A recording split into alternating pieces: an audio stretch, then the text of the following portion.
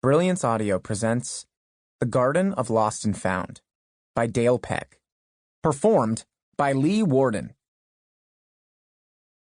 The man with the van was called Kevin from Heaven, and he charged extra for driving all the way up to Harlem. He was stocky and hirsute, a ruff of fine gray hair sticking out of his t-shirt and cowling his bald head. He said he lived in Jersey himself. Yup. Heaven was just the other side of the Hudson River. He couldn't see how anyone besides day traders and dot-commers could afford to live in the city anymore, which showed, more than anything else, how out of touch with New York he really was.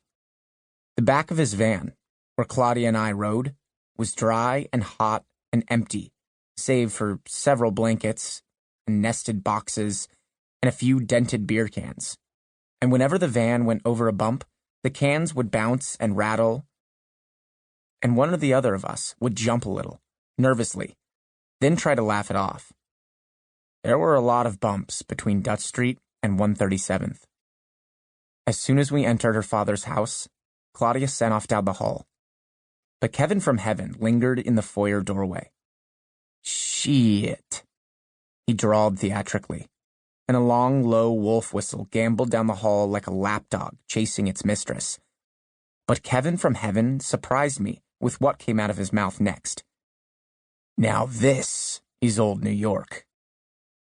At any other time, in any other place, Kevin from Heaven would have been whistling at the jiggle of Claudia's ass beneath the clinging silver fabric of her dress. But faced with a 30-foot corridor off which opened 2, 3, 4, 5, 6 doors, Kevin from Heaven ticked them off on his fingers, although on the last digit he just grabbed his crotch. Square footage beat round flesh hands down.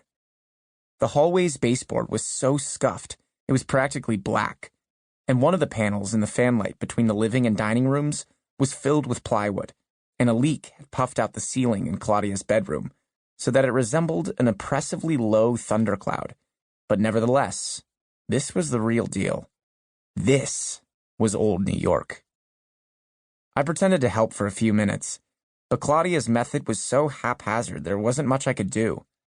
She ran from bedroom to closet to bathroom, then back to the bedroom, high heels thumping like hammer blows in her haste to beat her father back from his bridge game.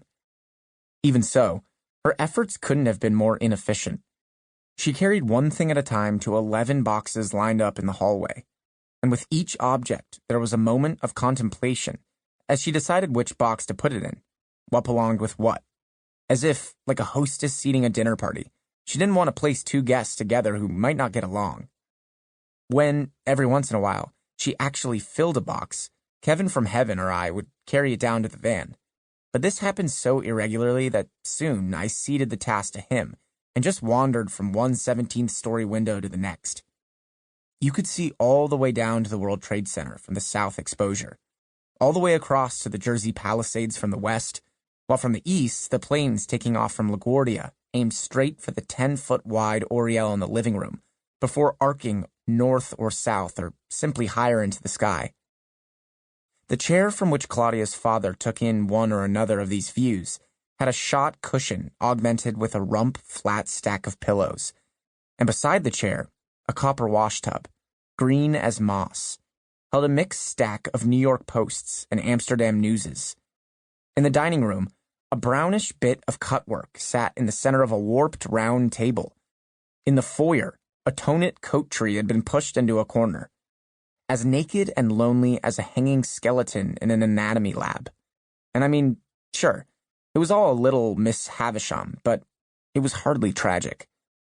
The person who lived in the midst of this sprawling decay had obviously checked out a long time ago, so it was hard to feel sorry for him. But I could see why Claudia wanted to get the hell out of there. At some point, I found myself loitering in the hallway next to a short bookcase, its white paint tinged yellow like urine left standing in a toilet, its 4 shelves lined with a couple dozen books.